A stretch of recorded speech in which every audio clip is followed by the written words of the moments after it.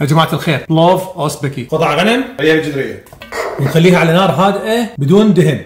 جيب كومة جزر، قص القمع، قصة بالطول، صفحة ثانية، نحط شرايح واحدة فوق اللخ ونقصها الجوليان.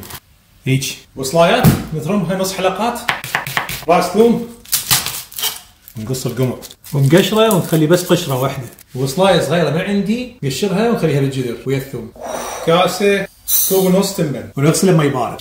ورا ما احمر اللحم ننزل البصل عليه ونخلطه. ورا ما البصل استوى شويه دب الجزر، خاشوقه كمون ونخلط. ننزل التمن النقع ونحرك بس الطبقه الفوق شويه حتى تاخذ من النكهه. نجي نخلي راس الثوم والبصل، ملح ومي مغلي، شويه تشيلي، شويه فلفل اسود، ورق غار. نقبضه ندخله بالفرن على درجة حرارة 200 لمدة ساعة.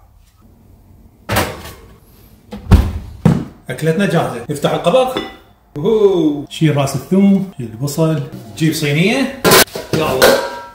بسم الله الرحمن الرحيم. بسم الله الرحمن الرحيم. غريبة عجيبة. خيالي مكانكم خالي. نجي نسيت شو بدي أقول.